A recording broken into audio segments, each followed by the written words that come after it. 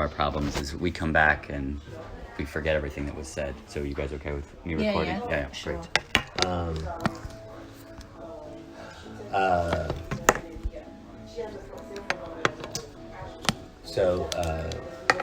Then the second thing is what you just said, we get to the end, and so it's not really about weak signals.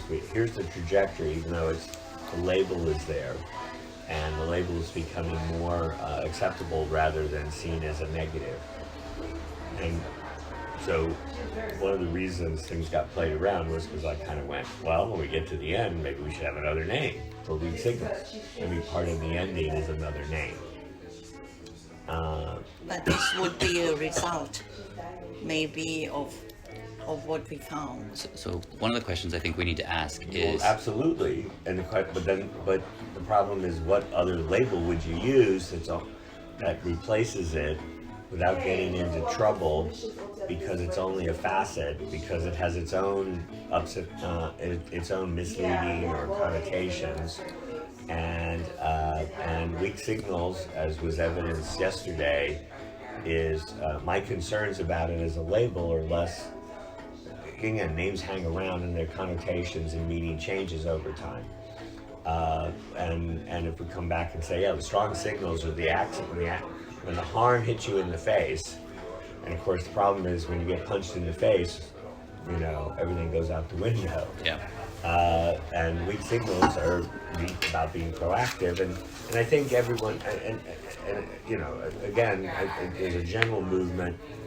Another thing happened which reminded me of, which is another issue we'll talk about. It's a detail, but we have to make sure we cover the base, and I don't remember if the base got covered, or we should certainly revisit it, because getting some other people in this to learn this whole history and the research that went along the way and that you sampled and whatever is important for them. Which is one of the reasons to bring these people in, that they learn a whole bunch. It's like taking a course. Working on this project is like them taking a course. So I thought maybe we really needed a new name, and that's part of what came out in the draft work so far. So that's me. So let's go play with this and see what we can come up with. Now the other thing is I got beat up in Kalmar. They beat me up. Everybody's beating me up. Yeah, it was a rough couple days for you. Yeah. So as we were hoisting him on our shoulders and celebrating him, every once in a while he would nick his ankles on our ears. Yeah. It was very difficult for him. The IT. So there's a bad label in. There's no good label for this IT stuff.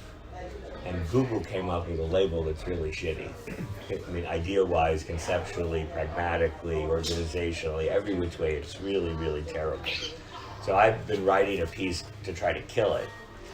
And I got ganged up on by a few of the IT people saying, yes, it's a terrible name, and everything you've written is exactly correct, but it's too late. In terms of the organizations, attacking the label attacks the substance to the enemies of doing any of the stuff they do. The people who were there are not, while they're leaders and they're highly visible, they are not without enemies. But ironically, but the enemies are trying to do the things that SRE, this label, encourages people to think, that these IT services are a fixed reliability. You can go to the reliability store, pay the price for the reliability you want, and next year you'll go buy the reliability you want even cheaper. But going back to, that's maybe a basic discussion we need. If you need it from the university to have a clear and whatever scientific clear label, I can maybe understand that. If we want something which is functional, which is working, if you see yesterday, it's the first time after 10 years, resilience was not working, safety 2 is not working, a lot of labels on the market are not working for management. weak signals is working for management. And I agree with all you said. And I see it more, that's the vehicle, because everyone is buying in and say, I here saw we need it. to invest. I saw it. I'm happy. And now, I'm happy. now it's on us to say, that's just the label, that's Coca-Cola and what's in it. And or how you We're drink going it, back. that's Yeah. us. We're going back to the old formula, cocaine. Yeah. That's right. Yeah, exactly. Yeah. Red Bull is doing that, by the way. They have Okay. Coca leaves in it, in the Coke, in their Coke. Not in the Red Bull stuff. In the Red Bull has a series of. They have cola and bitter lemon and tonic, and it's all these natural ingredients. And in the cola is Coca leaves. Yeah, It's that's very good. It's very, Yeah. You get very refreshed, and you are not feeling like overdone. coca leaves are not bad. Yeah. They are medical plants. I just They're that- really good. Just a digestive. Just to digest. When we go in the It Alps is. next year. No, It is. it's a running joke. But it is. So Because David will drink Okay, most anyway, anything and call it a But digestive. this is the big chance Yeah, I see. it is. Yeah, yeah. And yesterday, Me too. and this is the. we're on tape. We're on tape plotting drugs use. yeah. Ooh. We're in big trouble. We're not And gonna. I if they lived take in his Bolivia. phone, we're dead. And I know how You'll they never deal see with this it. again. We'll be And disappeared. it's not about We'll be cocaine. disappeared. Oh, yeah. It's about Mike, you cocaine. better edit this section. This- They this- confiscate It's your different. phone. We're It's locked like- up forever. It's encrypted. It's like good. chamomile. That's right. When we Oh, would have this grab. article ready Yeah. and can distribute it like in meetings like yesterday. Say, look, this is the title and this is how the concept is working. This is the article is explaining what you do below that label. Got it. And I agree. All right, now Oops. Without coffee. it is. You made two things. So you made the point about for academia. Do we need a different label? And the answer is probably not. We don't have to have a different label. There's some details I have to come back to because the HRO discussion reminded me of some history that we have to make sure we cover off. What matters in the academic paper is that we cover off all the uses of weak signals or things related to different senses we're bringing up that are really Yeah. underneath the label in a Yeah. more important way. This I did already. It's Well, in the paper. I know, but I want to go back and double check a couple things because somebody reminded me of something. It's a detail. It's just detail, and that's where our people can help Yeah. do this because you already did it. It's just Yeah. some double checking again because if we don't, the issue in having it as a published paper, as a research paper, is that we have to make sure we're thorough on this. Otherwise, we'll get beat up in the review and it'll Right. undermine the ability Yeah. to get it published. So real quick, You- I have something that's not a detail, and that is, it's unclear to me where the four of us stand on whether this is a review paper in which we will incorporate the Weak Signals 1 project as a study that would go into the review, or is this paper an original research paper in which we do a review at the beginning to get us into the research. And there could be other forms of paper, but I think we have to discuss that. So I think he said a different. Which paper is this? Well, I'm not talking about.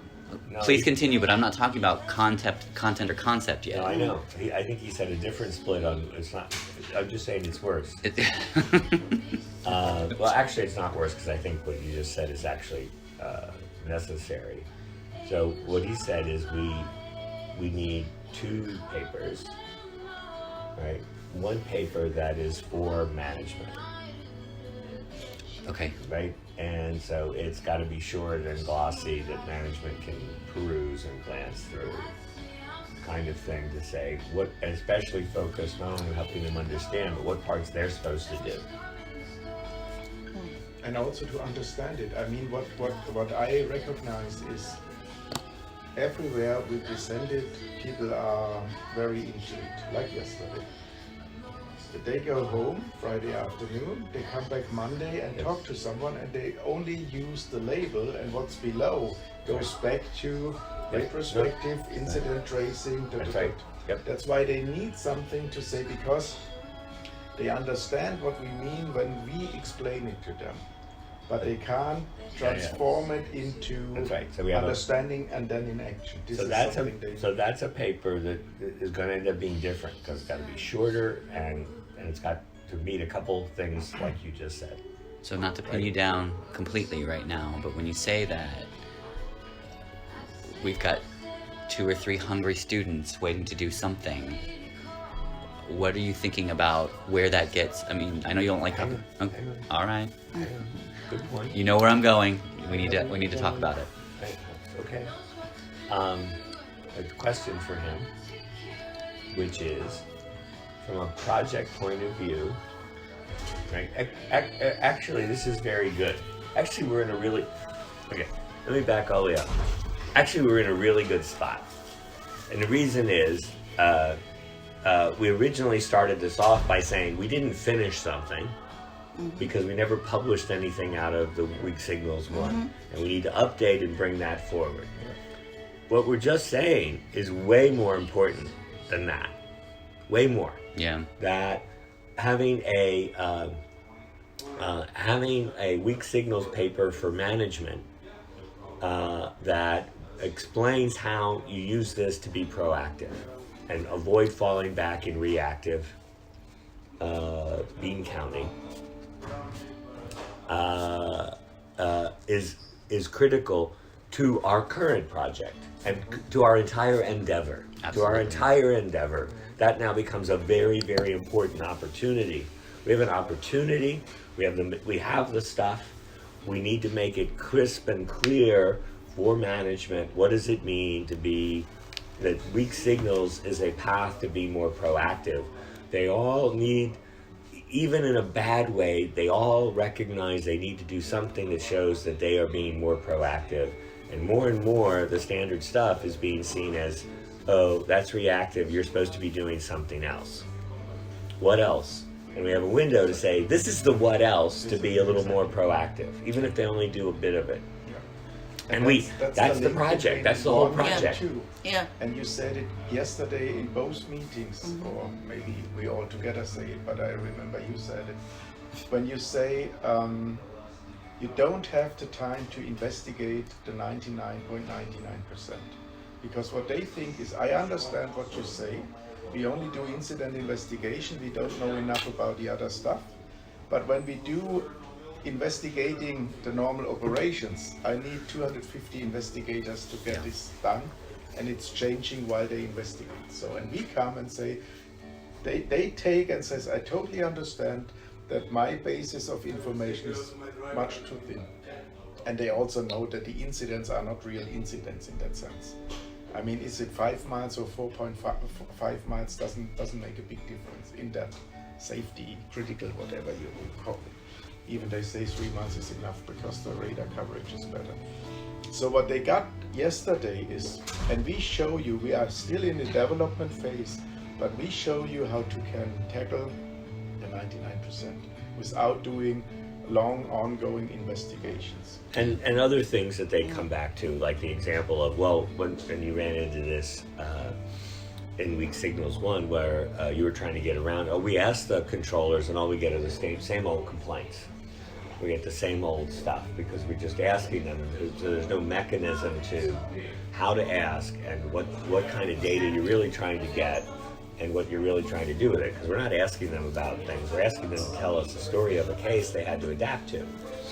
That's true, but you need that step in the paper because it was a very important one, because the hypothesis was what you find out in an incident investigation is already there as information. Right. That's why we have done incident reports. We went with them to the controllers and say, look, this is the conclusions out of this report. And everyone in each unit, in each case says, I could told you before. Right. And we said, okay, proof. That's the evidence that the information is there. We don't have to wait till an incident or an accident occurs. And we need that step because you saw it yesterday as well. But it's so important. We have to investigate and we never said don't investigate incidents. We only say don't put all your energy there. Don't wait. Forget. That's right. Don't wait for it. Don't just wait for incidents. Yeah. You have a job Yeah. to do before the incidents come. And so no, your point helps organize gives an anchor around which to organize the phase one write-up today as something we can share with everyone. That the information is already present and available to be able to be gathered, but that requires looking at 99.9%. How do you look at that? Now, the next thing is the paper doesn't have to be the whole project. So we have one thing, which is we have a big opportunity. We need to we need to have products or a set of these products that are management friendly. The management target is there. The question to you, and then the weak signals 1 update or new paper. Yeah. Okay.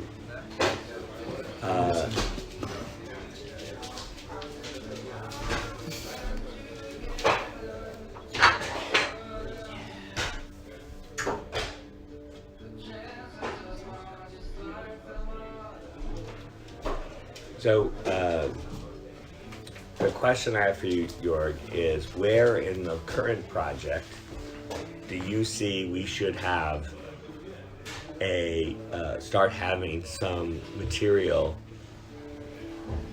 polished material that we feel is pretty definitive, maybe not final, but pretty final, that we would be willing to share broadly with management, as opposed to here's a status report on our project, right? Not just a status, so it might be pretty good, but something, when would you like, if we had a great, short thing like the Safety 1, Safety 2 brochure you wrote for Eric, right, for management, and we really liked it, and we really wanted to circulate it. When should we have that done in this project? In 6 months? 6 months or in a year? Next year's conference. Next year's conference. That's a good way to distribute it there. Yeah. And Okay. That's the target. What will be done is we can trace the history from what we already talked about, weak signals 1, and then we moved into something. We can describe SCAD in it, and we can describe how to draw a pattern out of the information, because would be the next step where people say, so what I do with all that. If we have that with some examples, maybe we can have some case studies in, whatever Thomas can write, maybe something, Sebastian can write something, the Danish can write something, then we have 2 or 3 case studies. And then we say, and for upper management, it's very important that you understand the stretches and that you do testing the resilience of your system every here and then. And this would be the next step in the project, so that you give them some appetite. There will be something special for you, because so far it's investigators or safety managers on the local level, and it's a little bit on safety management on the higher level. But we need to tackle the CEOs and the COOs and says, you are doing the stretch testing. It's your responsibility. It's no longer a safety management responsibility. That would be my aim, to lift it from the safety manager will take care of us, and we ask them, and then they do safety assessments and say, the 10 up to the minus something, and everyone is happy. And that's what the engineer yesterday said. Yep. We start remote tower in Billund. Yeah. And you saw on his face, he don't know how to do that. They know how to do it technically. On the way, I need cameras and I need whatever, the technical equipment, they know how to do that. But they don't know how to run the operation. Or to transform the operation with the staff to a remote situation. Then he was hungry on support. This would be, for me, the next step to say, look, aside this project, maybe we can help you and do a case study with Billund remote towers.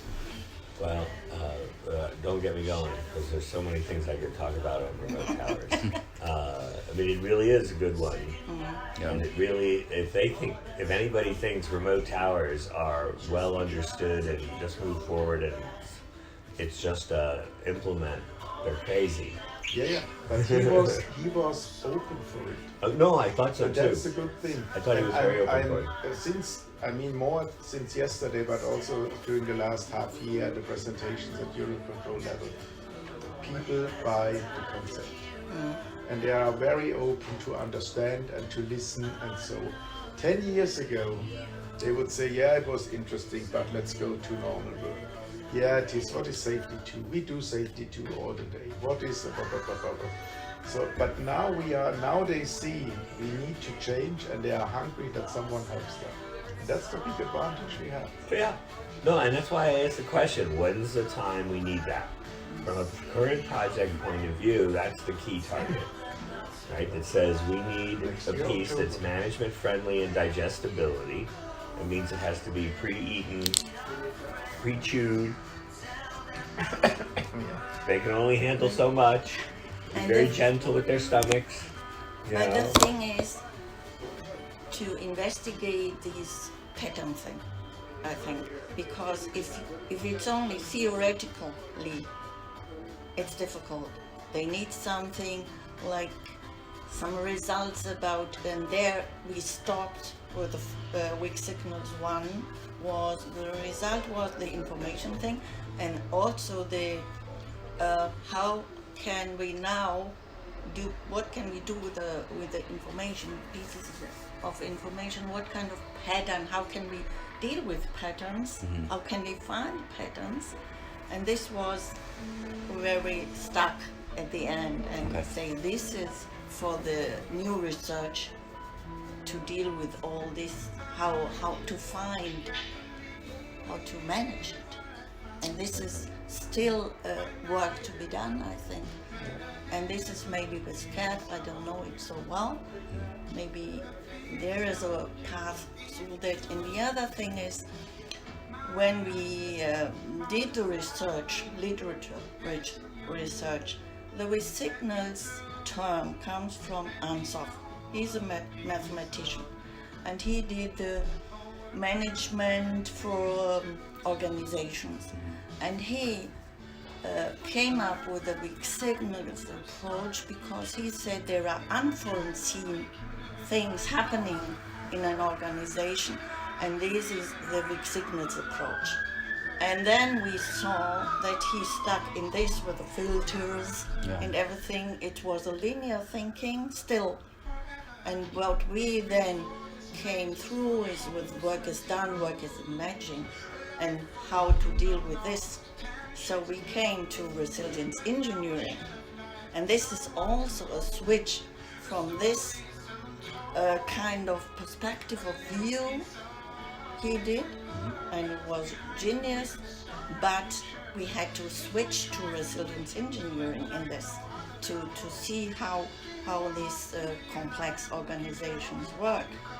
And this is different to what he did, but we were very thankful that he did the first approach like this, and we could share it and then develop it in a broader direction, I think. But he's really good to for the students maybe to look at him. What did he do? And he was a Russian scientist. Yeah, but on the end it's very similar. I mean, he was talking about a power filter. So now we can say it's linear and it's a filter, and who's using the filter.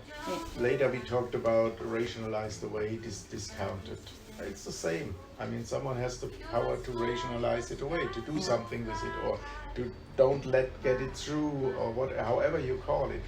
And I think what Alice said is what we achieved, and maybe it was accidentally, is that they are no longer defending what they do. They now are open to tell me how I can do that. I take it, I understand it, I want to do something. And that's a big step forward. That's that's a big open window. And I'm a bit afraid that what we talked earlier with the CESAR project, that now other people jump in and call it differently, and maybe use other terms, and don't do stretch tests, do chaos engineering and do this, and then everything is diffused. Yeah, confusing and diffusing and whatever. Don't worry about the chaos engineering, because no, I mean there are others. I know the French are already trying to invent a new word, and that's why I think people can mess up anything that's good. And when we branded weak signals, and now everyone uses the term, and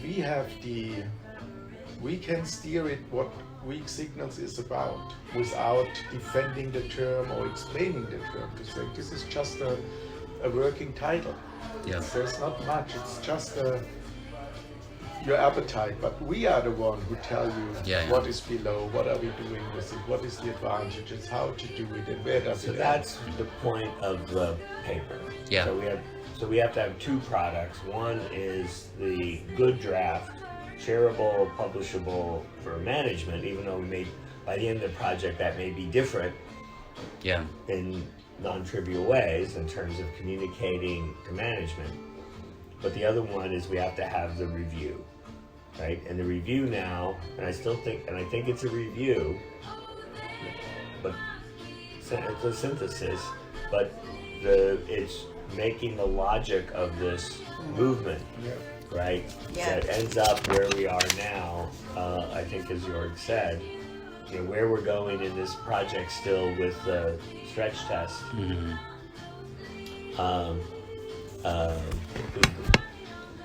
Forget the label they came up with because they're software people making words up. What they've done, and what's valuable in it is very much, even though it won't work in anything but a software world in detail, is very much inspiration and input for us to figure out how to do it in a real world like air traffic control with real stuff at stake.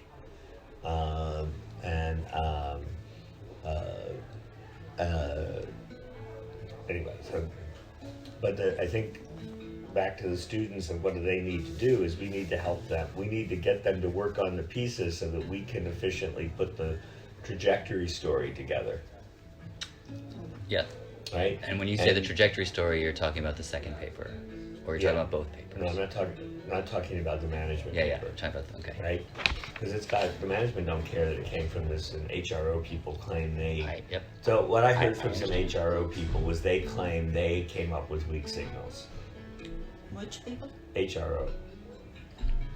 The high reliable... They came up with it? Oh.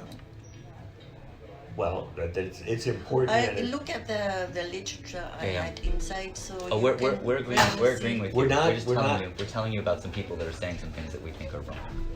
Well, I wouldn't say wrong, because the guy you talk about is organizational and management. They're organizational and management. Maybe they knew already. Yeah, so they had. I don't know what they knew and what they're referring to when they think weak signals was one of the original contributions of HRO. Yeah. But I've heard recently from HRO people, they think, these twice, and it was just in passing comments that I went, huh? That one of their contributions in HRO is bringing weak signals into the mix. And all of a sudden I'm like, I'm not so sure. I can look at that in frankly, my papers. It was a reminder, like, that's right, there's weak signals from management stuff and whatever, but I'm like, we can help. Yeah, working with Carl and Carlene and talk to you about the authors Kathleen that would be. I don't ever really recall them ever saying anything about weak signals. I mean, actually interacting with them. I recall a bunch of other things they say are important, whatever, and I never read. Where did they say weak signals? And all of a sudden I'm going, I need to go double check. We need to go double check. Because if we send in the paper, there's a good chance HRO people will review it. Yeah. Or people who are listening to HRO people claiming they came up with weak signals or something. So I just want to make sure we've covered a base. Yeah. That's the defensive writing, or it's a defensive step in getting it together.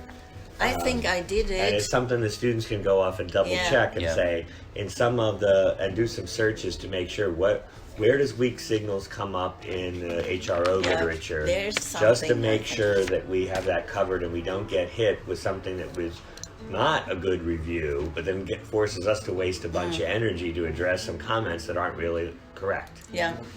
That's the detail, just a detail.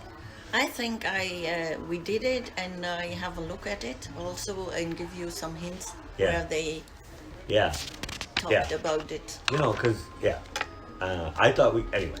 It's just a detail to double check for the current context. Always good. But in the end, that's what we have to do is get this story. And so the management paper, My suggestion, one thing that we would need to do in July is to sketch. This means everybody, us, is to sketch, not because it'll be definitive or final or we'll completely agree, but what kinds of things do you think need to be in the management brochure for a year from October? Yeah. What would be in it? And some of it may have to get cut because you put 3 examples and it's too long already. But in an ideal world, if we could, it was short enough and still had 3 examples, and what would we want to have in there? Not try to write it, but just try to work about what are the different pieces we would have. This, we have to have something that sort of gets across the point X. Just to get across this, like you said now, and you said yesterday, in explaining it or setting the stage for these people. And that we just need a little sketch of what we think we might like, even if it's a little too much for a October management center, non-published. So how much of that do we want to do right now? Because I'm a little concerned that the tools are okay across the miles, but they're not great. I'd like to get. We're already farther than we've been, and that's great. But I was feeling pretty good about that. I knew where we all wanted to go after the last meeting, and it turns out we weren't. So how do we want to spend? I have at least another hour, probably more like an hour and a half. And then I will invite you guys all to come to Tivoli with us, or you can not go to Tivoli with us if you don't want to. It's going to be, I have to go up. I have to eat breakfast and before it closes, and I have to go figure out my travel tomorrow. That's fine. So that's what I'm going to do next, and then I can do other stuff. And I don't have to go figure out the travel this instant. But I'm going to grab a little food, and a cup of coffee, and come right back. So just give me 10 minutes. If you want to talk a little bit about how we start pulling this together, you don't have to have me for the whole thing. Let me run off. And I'm fine with that. Is that okay? Start jotting down what you might like in the October piece. October next year. Year from October. So we have 16 months, 15 months. But since I just didn't get up early enough to eat, can I go eat and get a cup of coffee? And some water. Drink some water. No gin. No gin. No gin. That's for later. Okay. Yeah, we're gonna go have a gin at some point today. Yeah. Later. So what I heard is that we're getting momentum. I saw that the same as Dave. In fact, we were very pleasantly surprised. I think, as you said before, we weren't sure what Navier was really going to be resonating with, and it seems like they really are. So I heard a bit about how do we want to be proactive? How do we become proactive? How do we understand the 99%? How do we not just get the same old stuff from the controllers? The fact that that information is all there before. What other nuggets are all those? I'm assuming we want all those pieces in the paper. Yeah. What other pieces? Or what are the details about the pieces I just mentioned we would want in the paper? In which no? This is the management paper. We'll get to the other. The storyline for me would be in a rough sketch. Yeah. The pie chart, and that you steer your company on a very, very thin number, or a very small number of information. Yeah. So this is the starting point.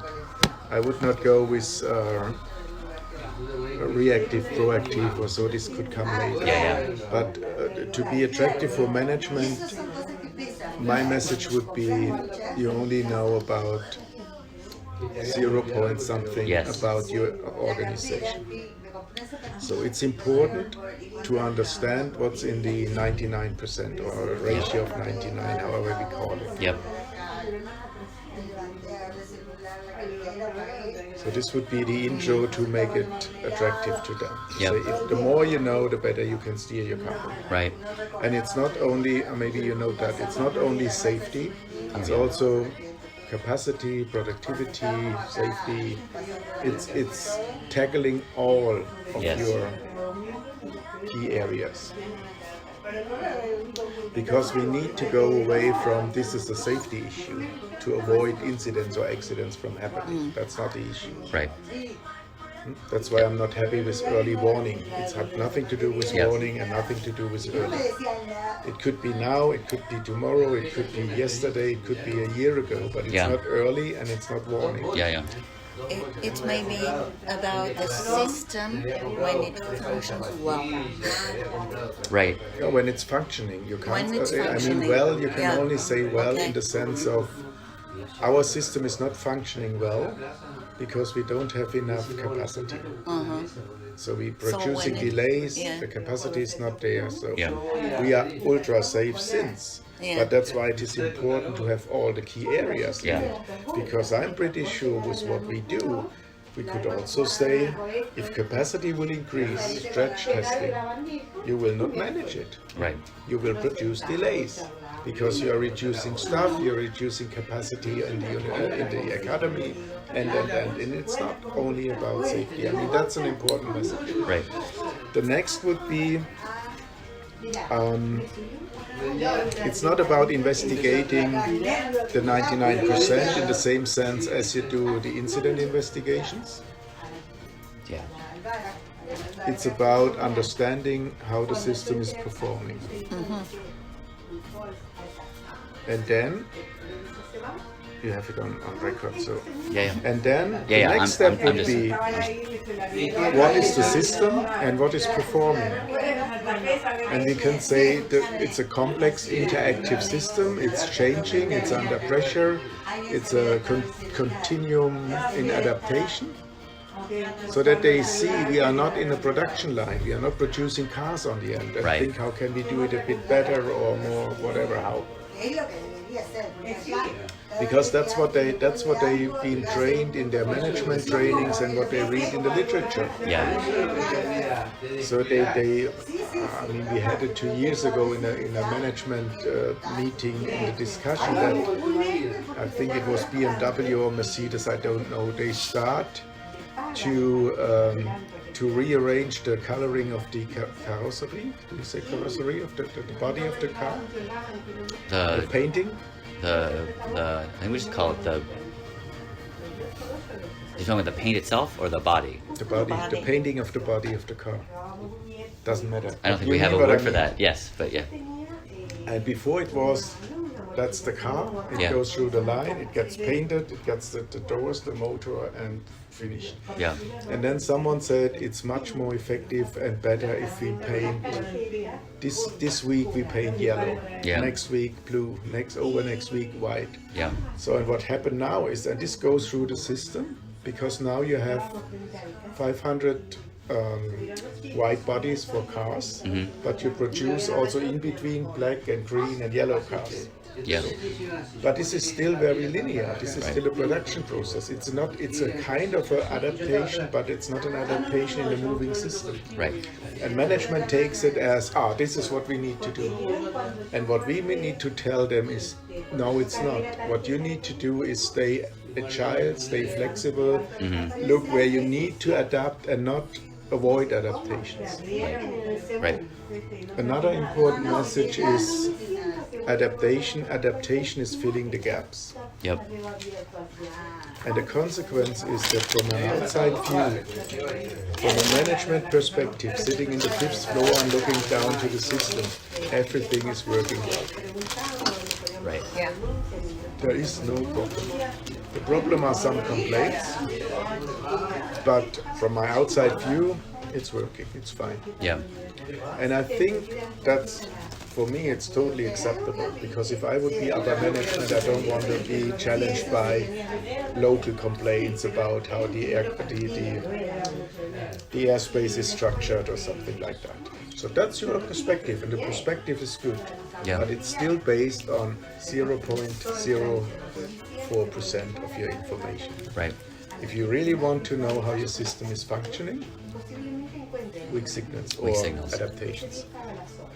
So this would be one of the basic layouts. And what I think is, beside that, the label is very easy for them to take instead of resilience engineering, safety tool and all that. Yeah. We come up with not telling them how stupid they are. Right. Because in all presentations before, and even the presentation itself been very, very good. The moment you have management in the audience, they hear you do it wrong, you are looking too short, you don't understand your system, you're on the wrong track. Yep. And this is not very attractive, saying, oh, thank you for that, Yeah, I want to change something. They go and say, Right. forget it. Yeah.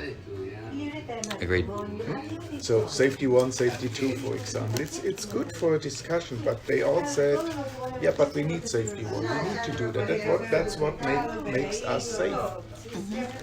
And I think we should leave them in their belief, and not saying no, you're wrong and you're too stupid and you're too slow, but showing them about. And I think that's what they buy in. I need to know more about my system. I need to get more information. Therefore, we did it as a complementary approach. Yeah. We never said you're wrong. This is a complementary approach.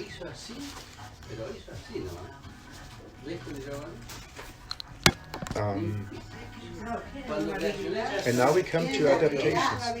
Work as done, work as imagined. Yeah. People need to adapt. Adaptation is necessary, but important is that you understand the adaptations, because otherwise you don't see the cracks in the ice or the holes in the thing, or however we need a nice metaphor for it. We used the glacier, and that was very attractive for the managers. We said if you have a glacier, and in the glacier you have this, how do you call it? Where you can fall in the deep. It's not a crack, it's more a valley. Fissure? I don't know if I call it fissure or a... but it's a huge one where you can fall in and die. It's more like a valley in the in the glacier, yeah. And then we said, so let's imagine you have a glacier like that and it's snowing overnight. And then you look out the window and then you see a perfect white glacier. You don't see any of these cracks. And what we do is say, this is the adaptation. You don't see the cracks. But they are there. They are below the snow. And that doesn't mean that it's too dangerous to operate, because then no one would go climbing in the mountains. But you need to be prepared for it, equipped, and things like that. Right. And then we can come up with some examples, like lack of controllers. Yeah. The lack of controllers to run in that situation has a lot to do with what we do. Pressure from the outside, make it cheaper, changes in the structure and the social environment. We have many controllers, they go now on 70%. Yeah. Because they earn enough money. They are in the, they got a house from the grandmother, they got a house from their parents, so they are not in a financial situation that they need to work to get their things financed. Right. And if 3 are going on 70%, you need 1 more. So every 3rd controller, you need 1 controller more. Yeah. And if you don't see the changes in the outside world, or the job is getting less and less attractive because of the automation. Right. So you select people who want to juggle with aircrafts. And then you set them in a position where they just sit and look out the window. But the thing is not to say we stop automation. The thing is we need other people. We need people who love to sit and watch the aircraft land and fly away and do nothing. Be prepared of doing something. Yeah. And if you see that, you could start to change your selection process and your training process, and then maybe you have enough people on different levels and you make the transition. Or change the work. change the world. Much like, I mean, I think the things that they're doing in Frankfurt Tower, that flex working, I use that a lot, just because it's how fluid it is, and I think, and I was going to ask you, do we want examples? And I think that would be a good example. I know we didn't bring it up last time because I wasn't thinking this way, but the example in Frankfurt where the management and safety management, they saw, not only did they see that there was this potential for there issues or these changes coming, but they did something, and that's what they did, and I think we could, and it was basically free. Yeah, we can think about that. The problem is with positive examples that everyone is like, I don't like that because they don't understand how difficult my work is. Yeah. What I would like is more like when it comes to pattern, that we go more in the direction what we briefly discussed yesterday. We have the ship situation in Copenhagen and we have the swing over in Frankfurt. Yeah. When we bring that on the next level of abstraction, we can say, look, it's not about Copenhagen and Frankfurt. It's no longer distancing through differentiating. Yeah. The overlying pattern is the same. The only thing is how do you call it? What's below is different. The example is different. Here's a ship and there's a swing. Yeah. But it's all about how to deal with the complexity, how to adapt, how to foresee, how to anticipate. Thank you. Better. Yeah. So I think that's fine too as a kind of so I would like to take a run at actually putting that, something like that in this, to say, okay, that's what we're seeing. That's this, we're in development of this method, but that's what we're seeing, that we are able to see. We're starting to see weak signals in these adaptations across here that do cross organizations, that do cross geographies. Exactly. If you look on a higher pattern, yes, then it becomes similar again. I do think, though, whether we like the Frankfurt one or not, fine, but I do think it would be nice to be able to show an example, that we do see in the wild of somebody picking up a weak signal, not discounting it, not ignoring it, and putting in a process that's not heroic. I mean, if we can find one that's heroic and they save the day, great. But it's an example where they did do something, and Yeah, but this is misleading. Okay. Then people come up and say, it's about not discounting information. That's what I do. I have a ton of examples where I think that discounting. What we need to do is really to say, if we got them on the hook, this is the way how you understand how your system is functioning, yeah, and how you can engineer more resilience in your system. And not so much, there was a signal I didn't rationalize that away, because then they come and say, I have 100 other examples for that. So we really need to stay on the management level and say, look, we help you that you can ask your managers and your staff to provide you with this information.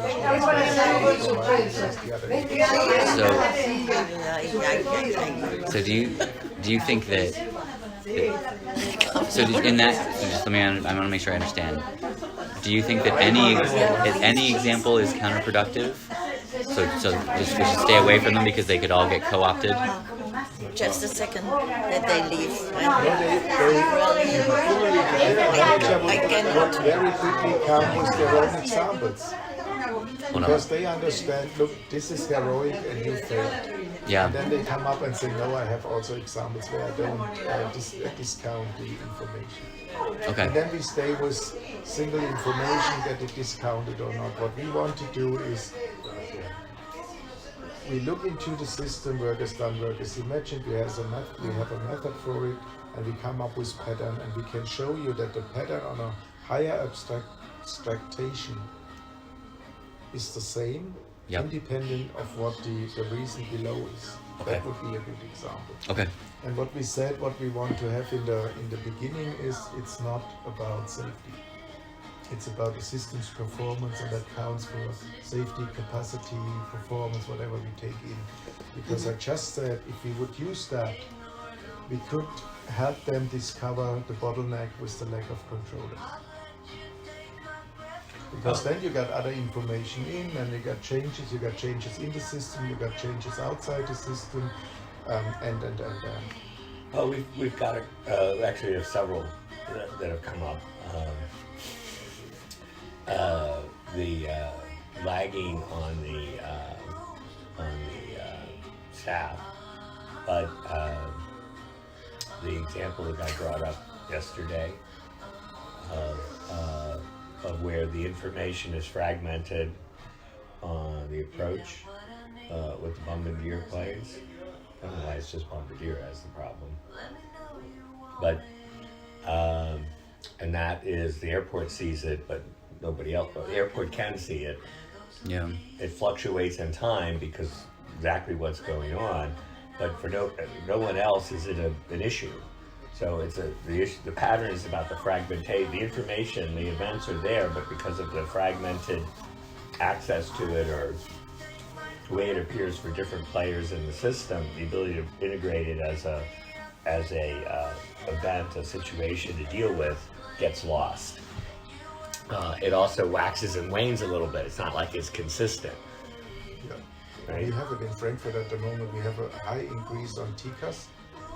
How do you call it? If TCAS is going off. Yeah. Because a lot of aircrafts on the ground, when they are taxiing or getting their pushback, they have already the transponder on. And the approaching aircraft, when they connect to each other, for them it's like a TCAS. They come too close to each other and not considering one is on the ground and the other one is in approach or is departing or so. And what happened is they figured that out by several measurements and said, the rate of TCAS is because of that. And now everyone is ignoring TCAS in the approach in Frankfurt because they said, it's because there's an aircraft on the ground. Yeah. And that's the same. It's like, anyway, it's similar. So,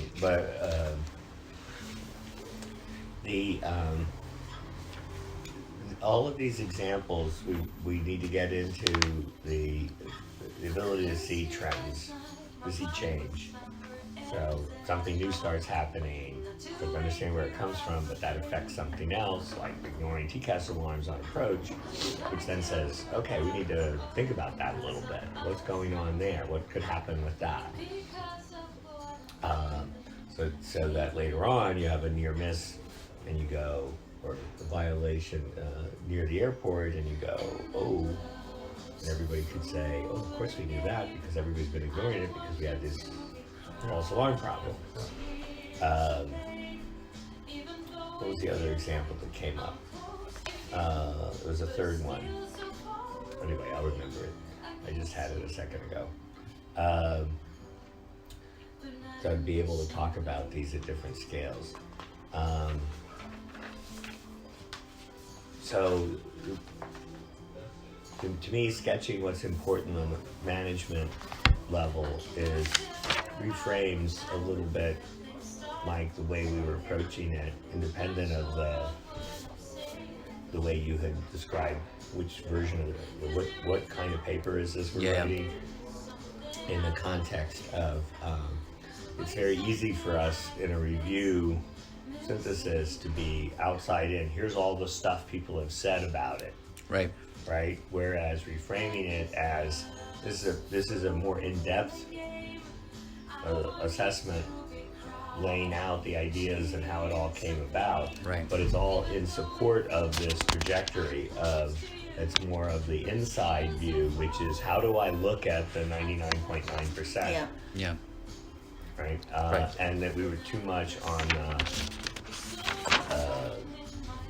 some sort of review synthesis paper perspective, which gets very academic, as opposed to, and then we're very separate from, nice to have, but not really directly in project contribution, versus now where this is a amplification or backdrop to something very important to the project. Right, that's right. In terms of illustrating patterns, and you heard me yesterday a little bit. I'm sorry you weren't there. Having fun, Yeah. but on several of these things, you can start to see where the pattern book would get going, because it's about how do they anticipate, how does anticipation break down, how do workload bottlenecks start to emerge, how do they get dissipated, right? And uncertainty. And if you just deal with workload bottlenecks growing, popping up, almost like little pop-up thunderstorms in the summer, or sometimes they're trends of a whole front coming through to get you, and then how do you navigate those, and how do they dissipate? You deal with it in what is blocking your view in terms of what's coming at you, which interacts with the workload, and then of course uncertainty, which interacts with both. And if you get too much uncertainty, you have to adapt, because you can't tolerate the uncertainty. It's not right. Ultimately, all of this comes back to, and I didn't say it yesterday, at some points in all these discussions, when they bring up automation, whatever, I want to come back and go, everybody's clueless, right? Some people, and it's the training discussion we had last time with the academy, and people flunking out, and how do you ramp up, and are they really good enough? In the end, you can select and train, and it's both, select and train people to be able to build a 4D model. They can build a 4D picture from 2D information in their head. And not everybody can do it. Not everybody can do it well and reliably enough. But some people with some practice and the right selection can do it. And in the end, air traffic works because people can build a 4D picture. Right. And the machine doesn't build a 4D picture that's reliable and whatever enough to take this over. They can't do it. They could only do it. First of all, you'd have to be able to instantaneously park airplanes. They could only do it till it started to deteriorate, and then everything would have to freeze.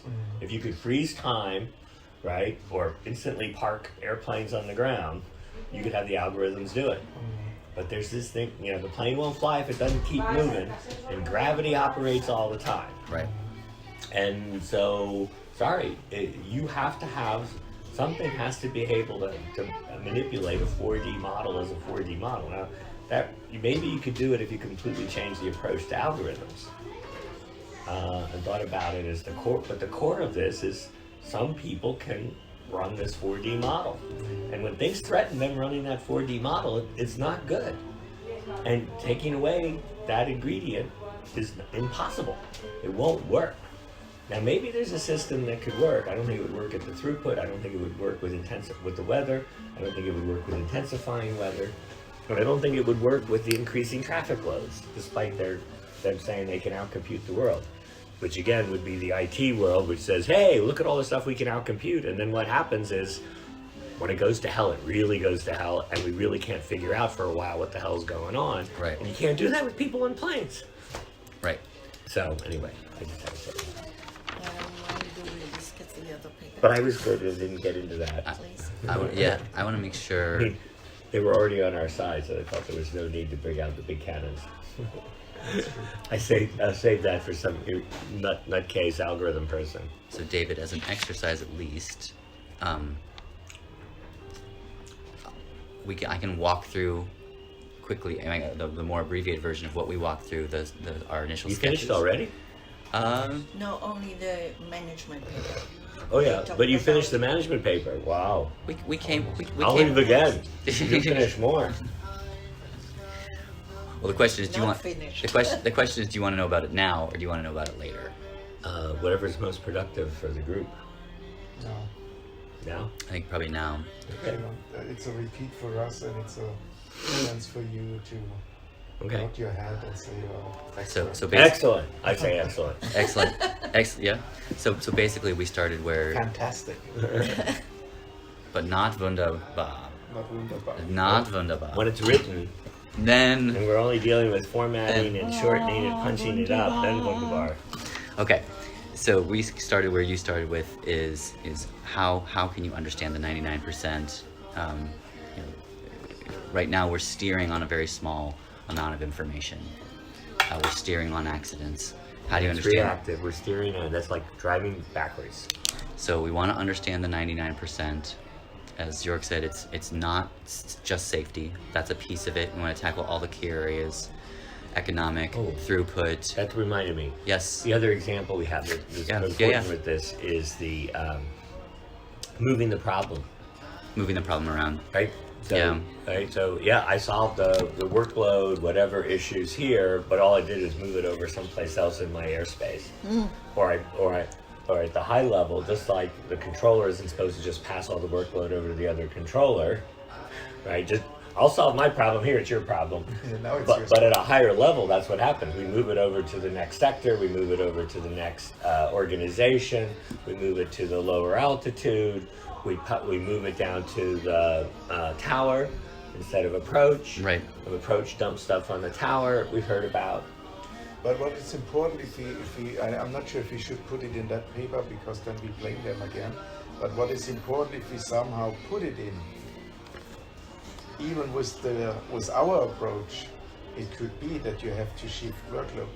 Yeah. But then you do it consciously. Right. And not Right. you're not surprised That's right. that you clean it here and the dirt is under the sofa or when you finish. That's right. So that's right, because the patterns are all going to be about how do you manage workload bottlenecks. Yeah. And the pattern at a higher level is to not think you solved the problem when you've just redistributed workload. Yes. Right? Well, and I think you've redistributed, and it can be, But it could be that you have to do that because otherwise your system is not that's running. right. But you do Tomas's it with conscious. example. That's right. Tomas's And you example. know what to do, and you know Yeah. where you have to maybe allocate more resources because you push it from here to there. well, I think the important part is then we are on a management level. Then you manage your system Right. instead of right. putting pressure in your system and be surprised if something going Right. in the wrong way. Right. And so the important part is you're still listening. You're still listening. You're still managing. You've made this change. You're continuing to understand what are what are some of the effects of that. What are some of the ramifications? So I want to say it at the level of if we have the patterns playing out, the patterns are dynamically appearing. Yeah. Right?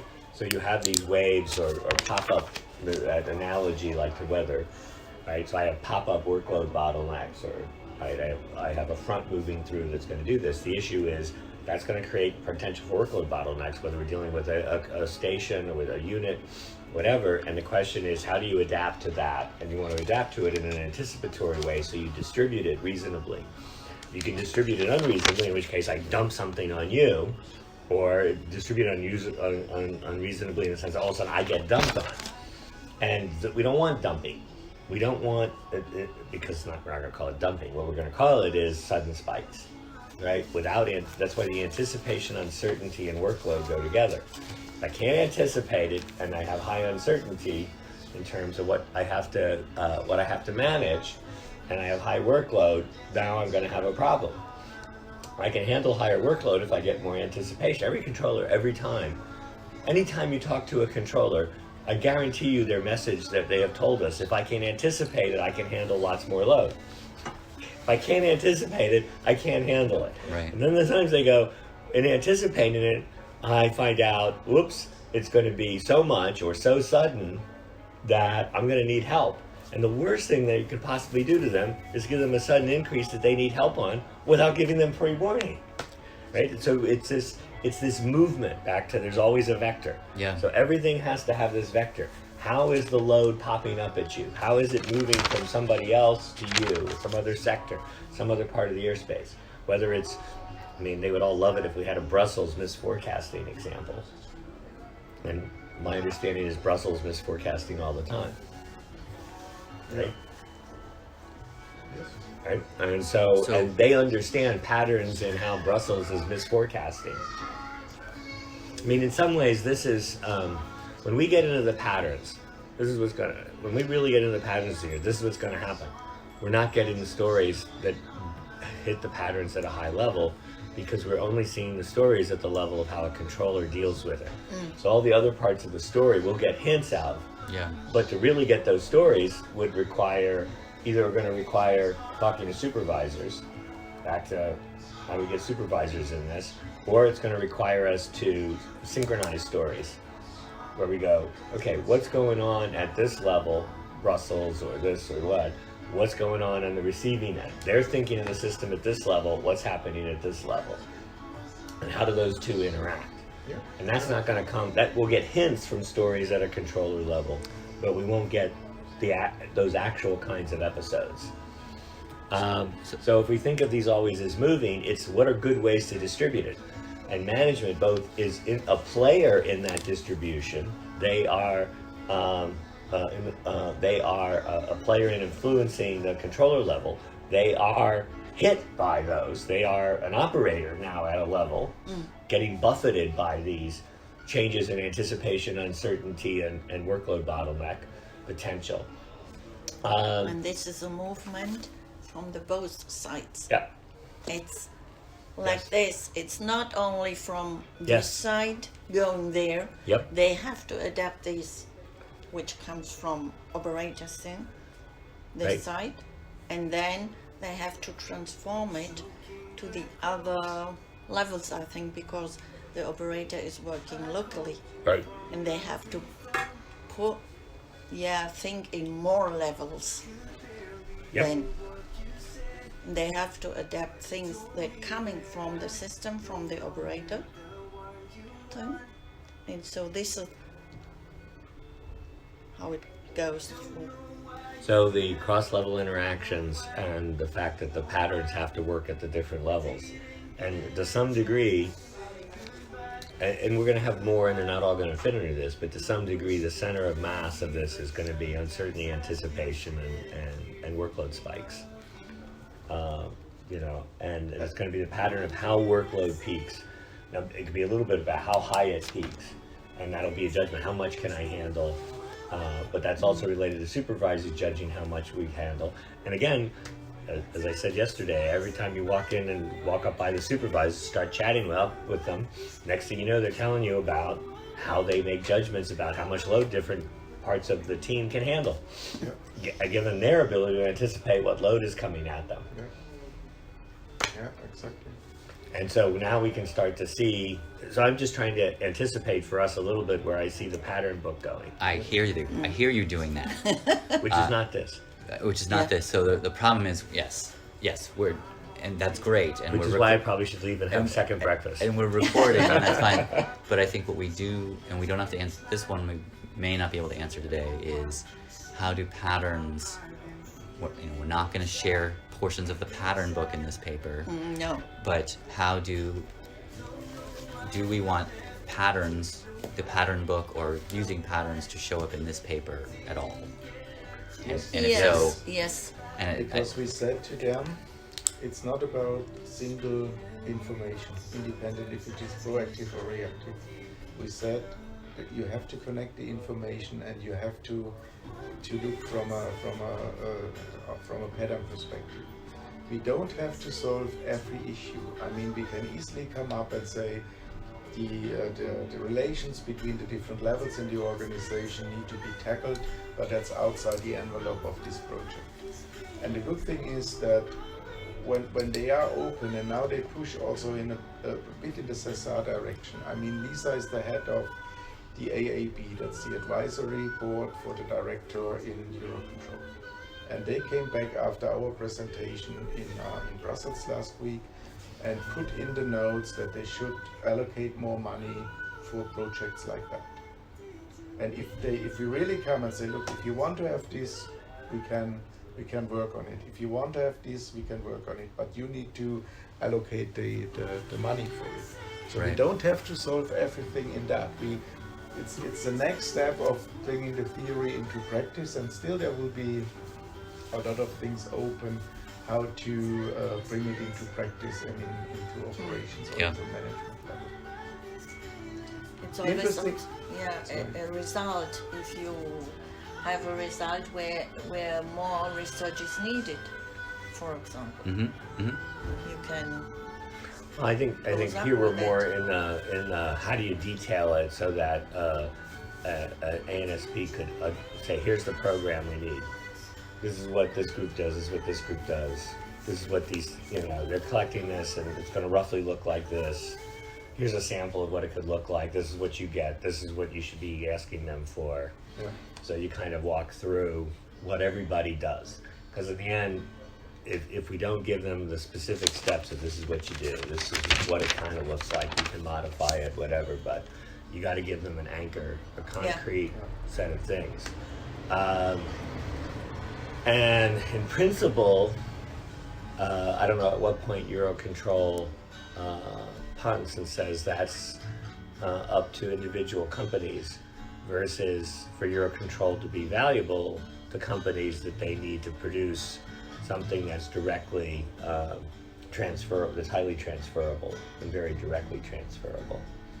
I mean, And then, because it's a bunch of effort and time and therefore money to actually create those paths and examples, and here's what your report could look like.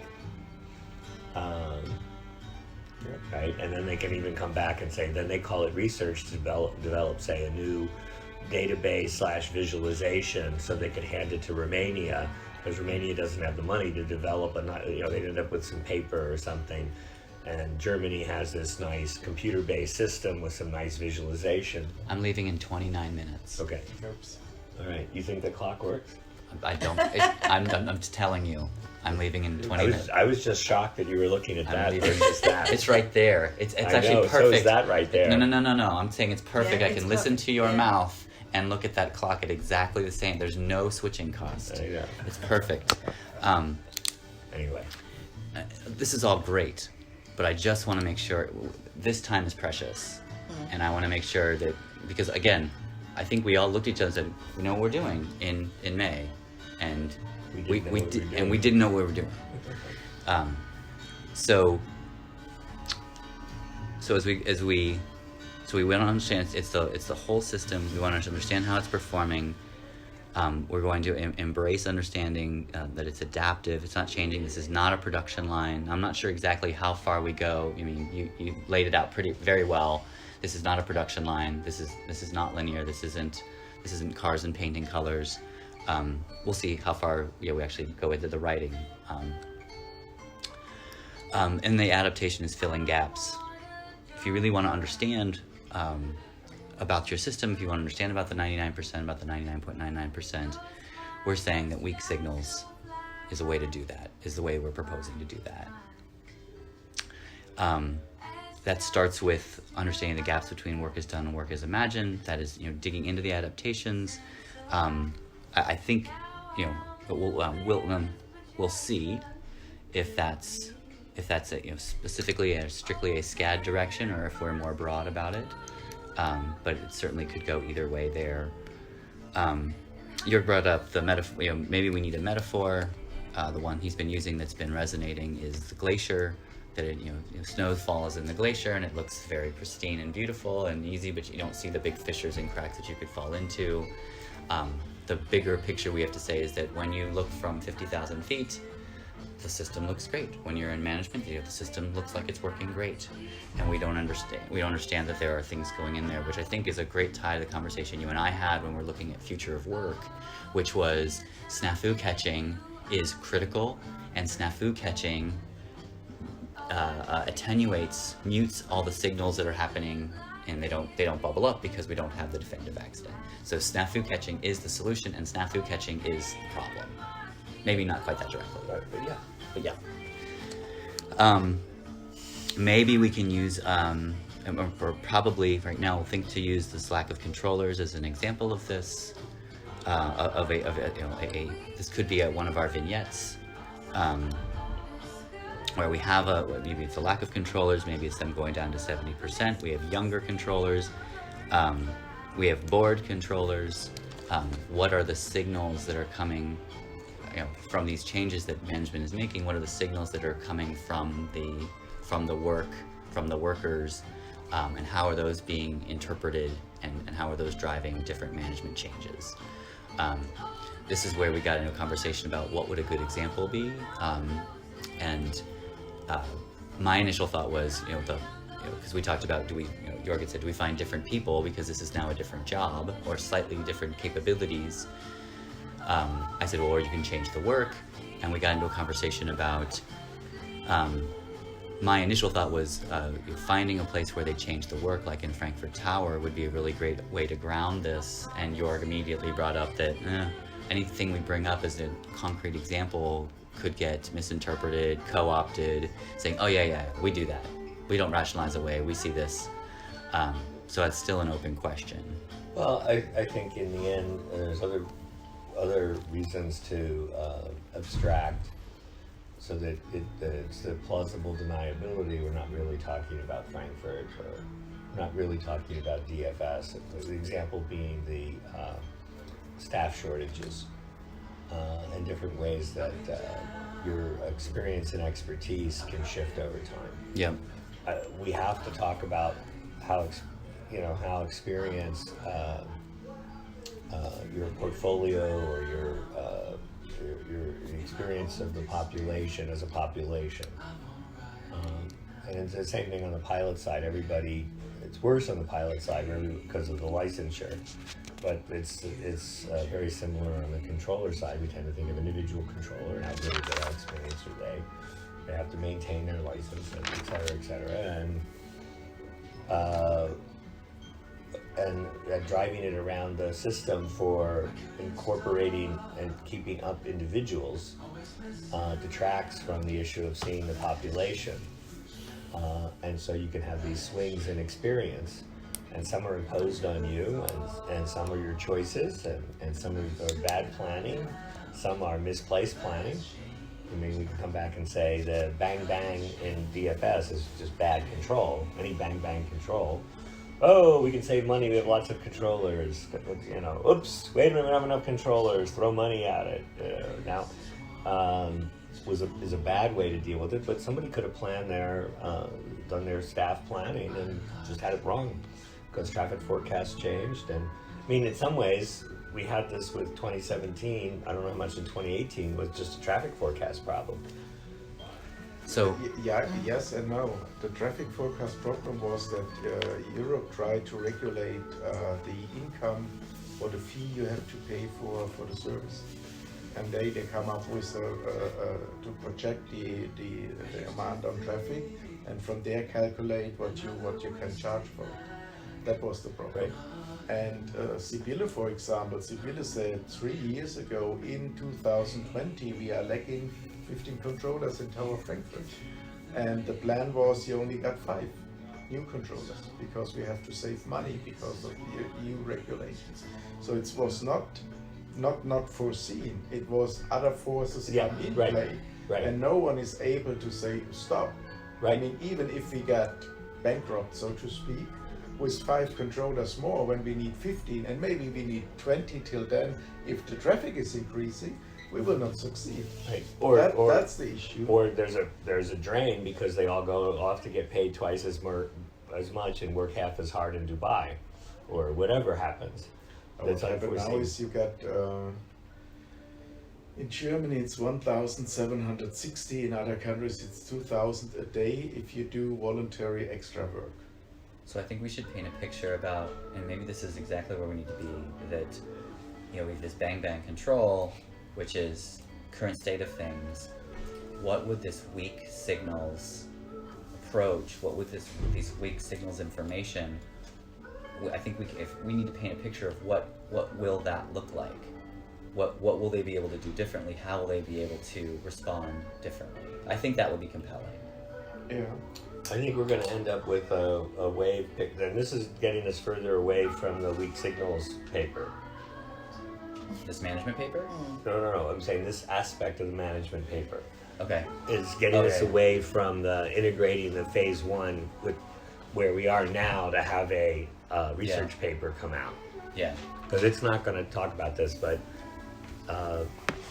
and I'm not sure graphically how we'll do this, or word syntax wise we'll do this, but it's going to be about different kinds of ways that waves come at you, and maybe we'll do it because it's air traffic about we'll use it as a weather system analogy.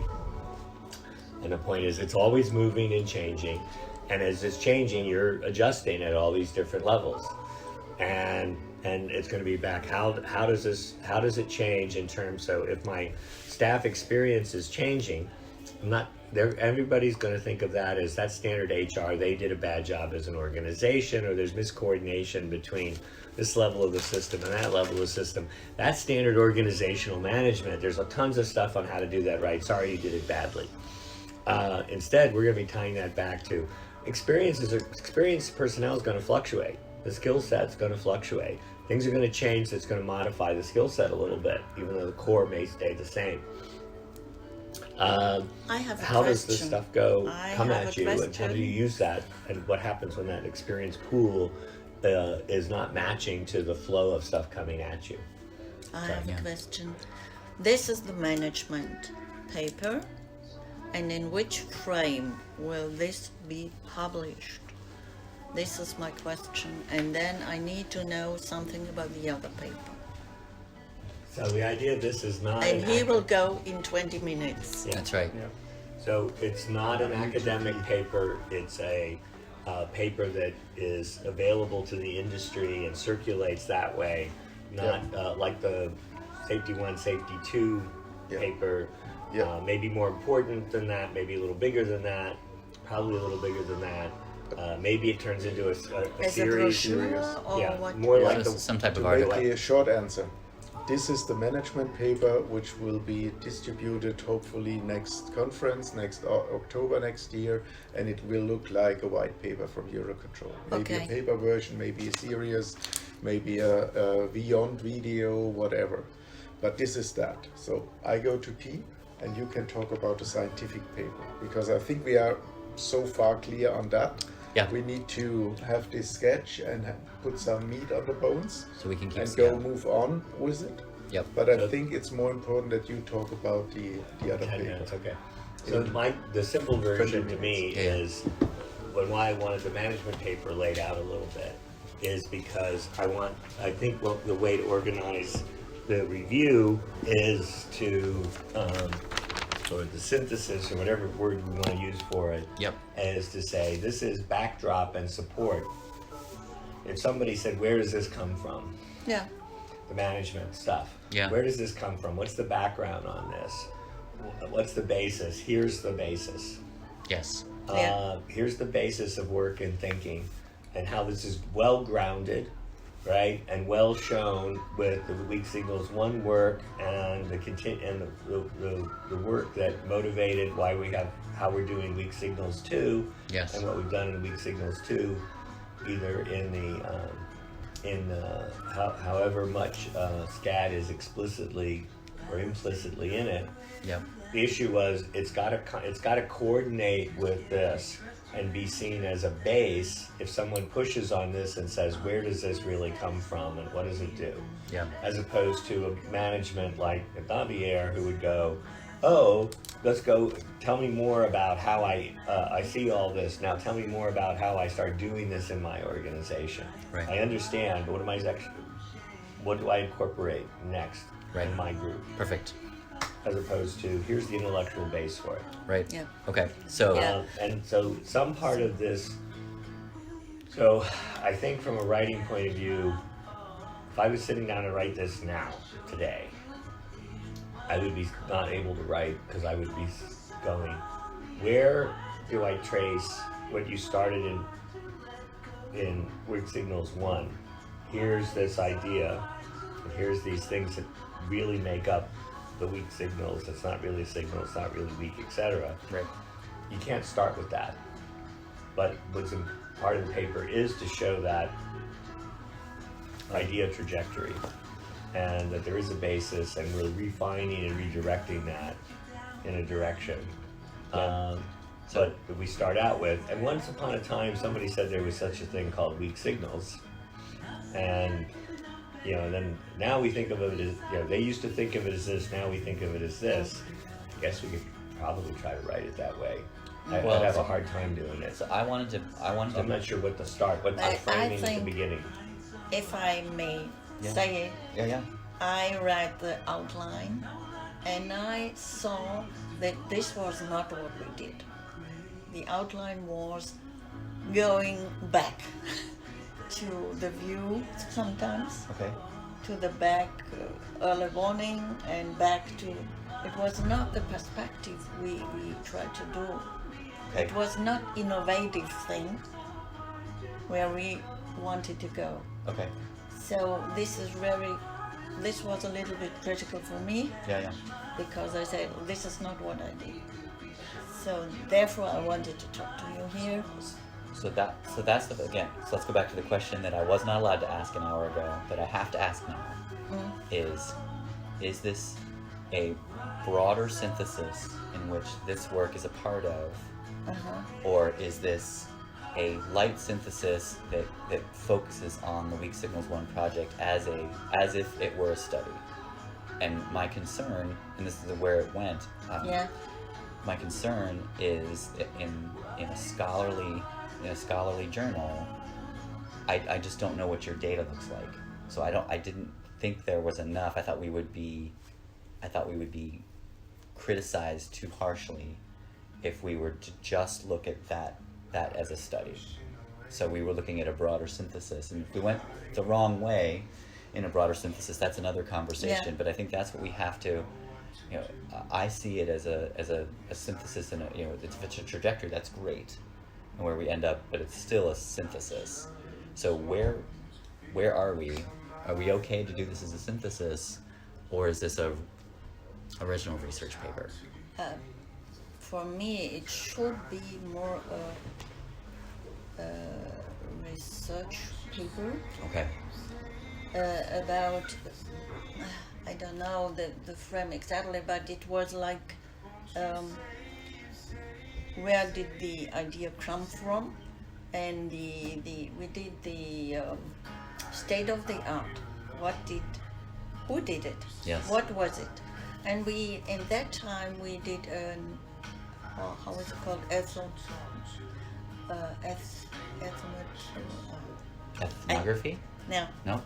The approach was in scientific way. It was to look for the term, and then to develop it. Who was the one who first wrote about it? What was his idea? And so we did all the literature research. And what I saw now and what we found then was there were only few researchers in safety field. The most of the researchers or literature was about other fields. So this is maybe there is some thing inside the difference between the safety field or that, and then to go to the safety in a look at it in a other way, and what we did there. You understand what I say? I do understand. And yes. It's more like a review paper, I think. Like this, what we did. I only talk about what we did, and then to say which were the results we found, and then also the idea to further research on it. And I thought it would be a second paper. Okay. The work you do now. Okay. So this is only a thing, or we put it together, and this is only the introduction. Right. And then you come with what we had put together. Yeah, this could also be. Okay. So we do a short introduction about this was the idea, this was what we did, and now this is what is going on now, or the research. Okay. So just to be clear, we're never going to get this published as a research paper. Okay. It's never going to happen. We'll never get it through anybody. It has to be a synthesis paper, and that's really what you described. Okay. Right, and the issue is what is the status and value of weak signals? Right? In some ways, right, weak signals has been out there. What is the value of weak signals in safety? And that is framed around proactivity. Yeah. Right? So we have to go back. And so, as I was saying earlier, doing the history of the concept, defining directing the concept, right? As something that's out there, and we're also relevant to it, and redirecting, reframing, better defining, better elucidating it. It's in the context of reactive versus proactive safety. And that's got to be the opening. Is something about what the hook here has to be in the safety world, and the safety world has to be, what does it really mean to be proactive? And then here's this idea that circulates in safety that came from other places.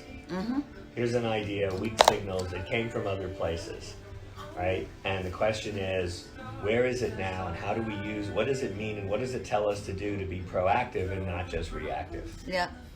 And then we lay out, okay, it was meant this way to do this. It's more than just the safety performance. It's more than just the incidents, right? Whatever. So it puts the phase one, think of it as a wrapper. There's two changes to phase one. One, there's a wrapper around it. So now people understand why this matters to me now. Why is it worth digging into history? And part of the reason people want this paper and cite it is because they'll cite it to go, here's a review that covers everything about weak signals. I don't have to refer to this organizational management guy or HRO or whatever. I refer to this because it sketches all of the ways weak signals developed. And then at the end, and what's the other thing that's shifting this is a trajectory in the sense of we now have gone past where weak signals 1 ended. We know what the story, we know more about the opportunity and directions for making things proactive. These things have all developed in a whole set of things. It was running through the conference this week. And because we have the current view of the resilience, proactive, systemic contributors, et cetera, stuff, that gives us some momentum to that story. That storyline isn't just, hey, weak signals is a topic within safety. Let's synthesize weak signals and how it contributes to modern system safety. There's a trajectory about how do we utilize this? How do we define it, reframe it in a way that addresses the issues in this? And it will only get published if it's seen as a review of the weak signals label. And that will only get published if it's seen as contributing something contributing background, not a resolution to what does it mean to be reactive versus proactive. So the issue is, I'm not telling you, here's items 1, 2, 3 that our new weak signals definition tells you to be proactive. From a journal point of view, it'll be, this is new input, and one place that synthesizes the weak signals concepts and its evolution over time in a way that's an input to everybody's debate about reactive versus proactive. Right? Not judging the difference, even though it will implicitly judge the difference. But it can't explicitly judge it, because then everybody's going to come back and say, well, where's your evidence? Did you put this into use? Etc. As opposed to, then you come back and go, well, that's a whole nother paper. If this was the front section to it, the paper will be 2.5 times too long, 42, etc. So if I was, in a standard journal publishing, you would go with a pair of papers, which is always hard for journals to deal with, but it's logical and they do it sometimes. So you'd have the stage setter and then the project results paper. Here's the stage setter, because that's a synthesis and it takes up the page length of a paper. And then here's the real project with the real results, the real study, the real trial, the real the simulation and testing, whatever it is that came out of the synthesis, that would be the second paper. And I don't think we're not going to do that. Right. Well, we're not in a classic case of chicken and egg here either. There are lots of times where you're like, we need both papers at once. This is not one of those cases. So, I share Dave's concern that, and again, part of it is of the four of us, I know the data and the Weak Signals Project the least, but from what I've seen, I don't know I don't know where we would put that paper as a research paper. And that might be the only reason to put it in as two papers together to try to get them both in. No, the issue. So this was, I think, I used the wrong term with the research paper. I think David is right with like a review paper, like tracing back and having the background for all other things is to. In this scientific community, they want to know where comes it from, who did it, I did it first, no, he did it first, so we can do that. Yeah, the reviewer, we want reviewers to frame this as this is a synthetic review of an update of the current status of weak signals. Yeah. Weak signals is a term that floats around and gets used from different places. Yeah. It has a history. Here's one compact place. You get that history.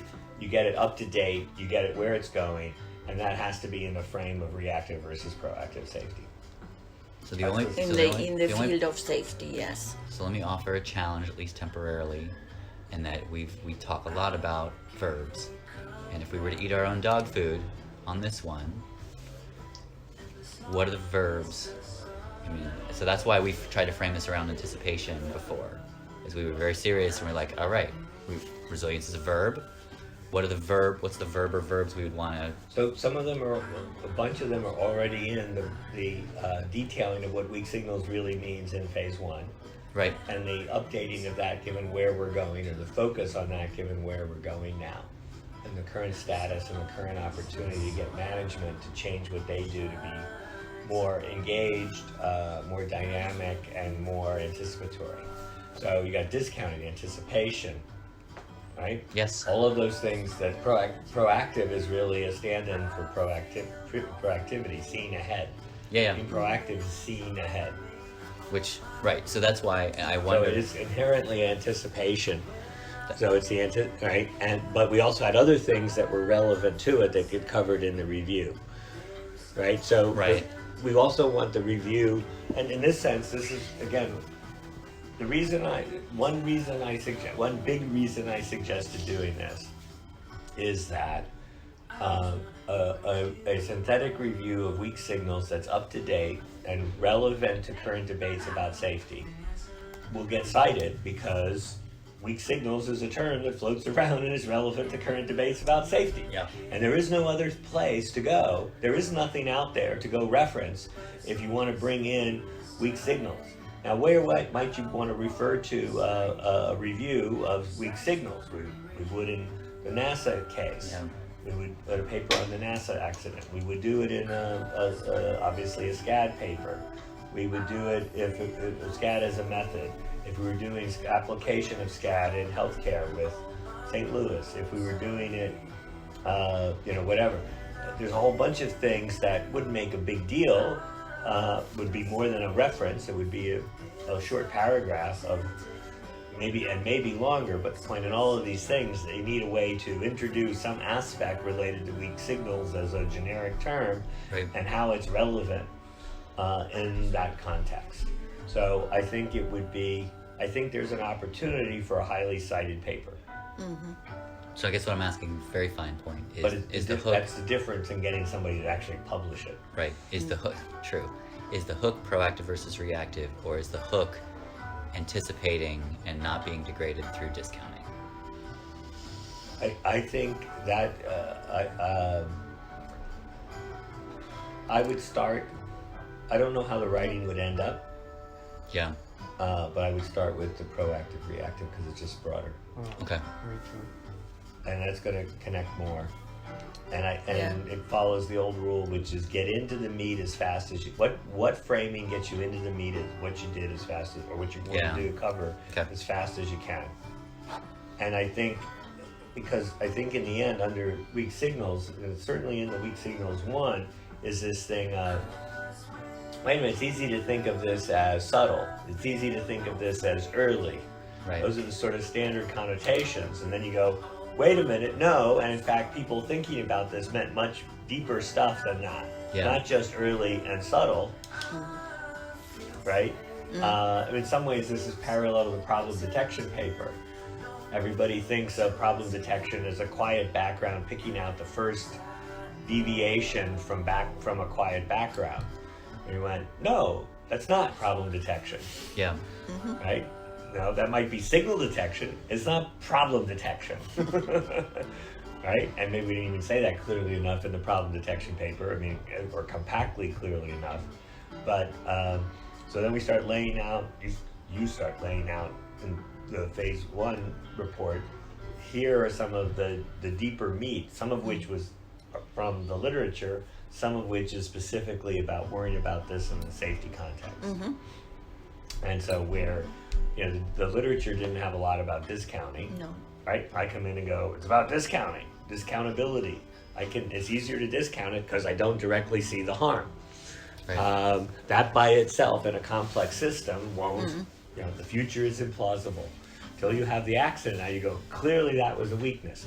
If the information was already resident in the system, but adaptation was making the system work, until there's the event, then no one can come back and go, oh, that problem was floating around for a while, it got covered up by this. Or some other problem happened and its solution ended up interacting with this, but nobody noticed. Or actually everybody noticed, but nobody really noticed until there was something that suggested harm. Once harm became visible, we look at it and go, oh my God, we don't want to do that. Okay, so I lied to you. I gave myself 5 extra minutes. Okay, but I'm literally walking out the door in 4.5 minutes. No, we're not done yet. I thought you were walking out the door. No, that's what I'm telling you, is that I told you 10:25, realizing that there's no way in hell I was getting out of here at 10:25. Okay. So we start with proactive versus reactive. In the work, I think we need a bridge quickly into how weak signals helps us do that. I don't think that's crystallized yet. We would need a bridge. We're still kind of in the introduction. Then I think we can go through the history and trajectory of weak signals. Yeah, the trick in the beginning is how to foreshadow where we want to end up, right, in terms of our current view of safety and the difficulties in getting people to be proactive.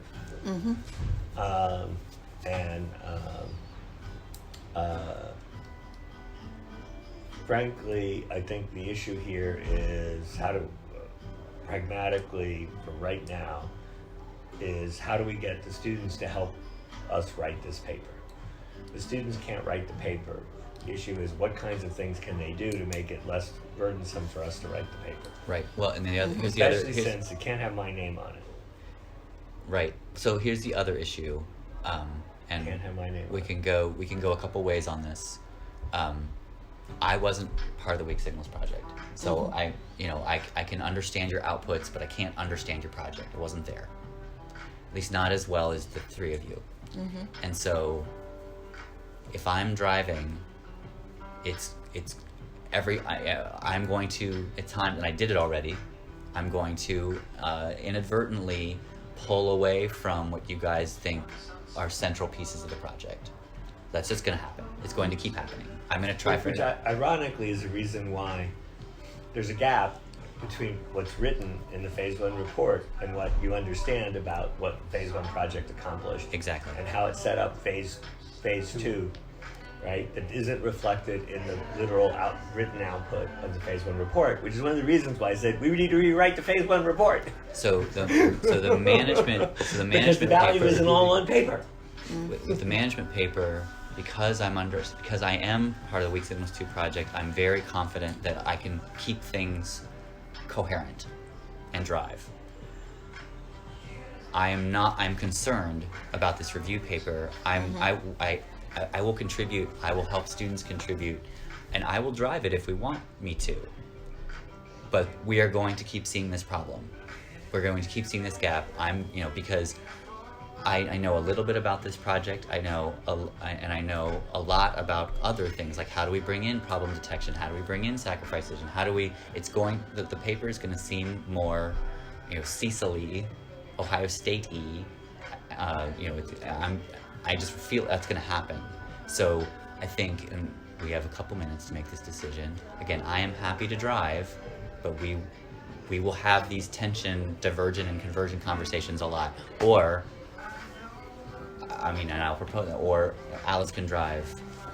No, so Okay. what we're gonna do is I would say the two of you drive, and we have every here and then a kind of a review session what we do now. That's Because fine. I think it's the one thing is you need that trajectory, otherwise it's getting too far away from weak signals, and Yeah. then it's a different paper. But also you need that other view and not repeating what we will repeat in the management brochure, for example. Yeah. So, and I think what you need, or what the two of you need, is sometimes look. This is where we are. Is this still on track? Is this fitting, like we discussed in the morning? Yep. In this session. Yep. Yeah, As long as because you guys are okay with that, I'm okay with that tension. here's how we're gonna play it. Okay, very pragmatically, is we have 3 weeks in July. We have 3 weeks in July, Yep. right? You're around. I'm around, and I have an NSF grant to get out. When's that due? 17th. Okay, so we have a week. And after that's done. That's right. What we're gonna do is we need to go over and set the stage for the students who are trying to help us. We're trying to get them to make it less burdensome on us, Right. right? And we want them to learn a bunch about this stuff. So it's like a class. So to the degree you have bandwidth, so I need your help to put the context in for them. Yep. All right, so a couple meetings with them Sure.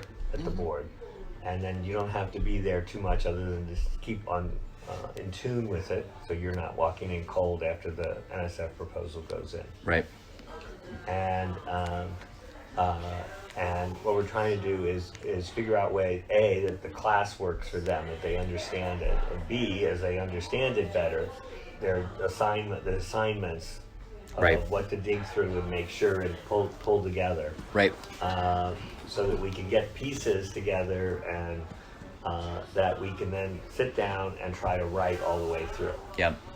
Ultimately, there's no way this going to get done without you taking the main pass at writing it all together. Yep. Students can't do it, and if I do it, then you have to put my name on it, and you can't put my name on it. Yep. And for your own good, as we discussed last night, you can't have my name on it. That's right. And this is a paper that's perfectly fine to not have my name on it. But I can't write it. And I can't write the first coherent draft and then say my name's not going to be on it. Right. Maybe So I can revise what you write, Yeah. Yeah. right?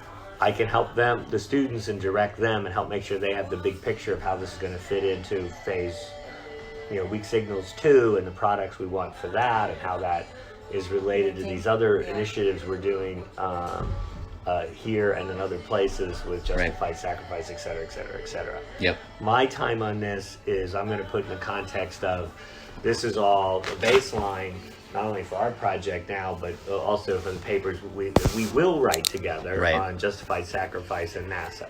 Yep. Right? Bill of Maris be damned. That's right.